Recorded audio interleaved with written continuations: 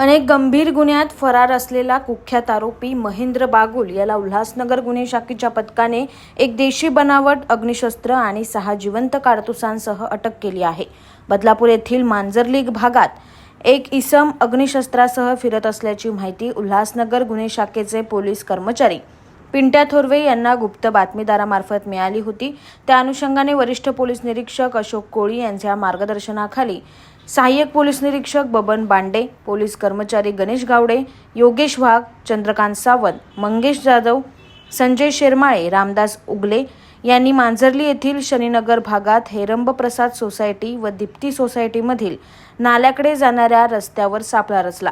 तिथे महेंद्र हरिश्चंद्र बागुल उर्फ पप्पू याला ताब्यात घेऊन त्याची अंगझडती घेतली असता एक देशी बनावटीचे अग्निशस्त्र व 6 जिवंत कारतुसे मिळून आली। महेंद्र बागुल यावर अंबरनाथ, बदलापूर येथे खून व खुनाचे प्रयत्न यांसारखे गंभीर गुन्हे दाखल आहेत। महेंद्र हा सध्या बदलापूर पोलीस स्टेशन आणि नेरळ पोलीस स्टेशन येथे शस्त्र अधिनियम प्रमाणे दाखल असलेल्या गुन्ह्यात फरार होता।